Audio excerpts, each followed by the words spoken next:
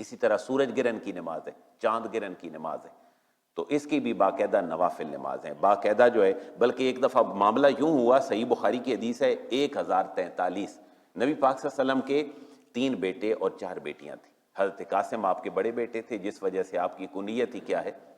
ابو القاسم ہے۔ حضرت ابراہیم حضور کے بیٹے تھے، حضرت عبداللہ حضور کے شہزادے تھے، اور حضرت زینب، حضرت رقیہ ام کلثوم اور جناب سیدہ کائنات فاطمہ الزہرا رضی اللہ تعالیٰ عنہ، یہ حضور کی 7 اولادیں تھیں۔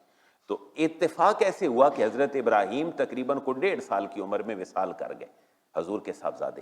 جس دن وصال ہوا تو اس دن جو ہے وہ باقاعدہ سورج گرہن بھی ہو گیا وہاں جہاں حضور تشریف فرما تھے۔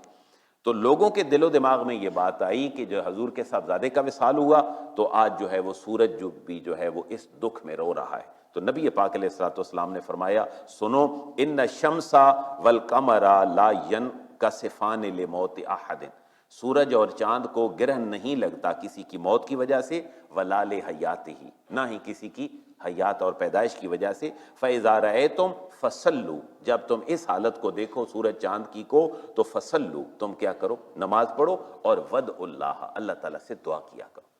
اب اس کے بارے میں جو ہمیں 2 روایات ملتی ہیں کہ کسوف اور خسوف کا جو ہے وہ طریقہ کیا ہے، سورج گرہن اور چاند گرہن کا، تو سورج گرہن میں ہمیں یہ روایت ملتی ہے کہ امام کے پیچھے 2 رکعتیں پڑھی جائیں۔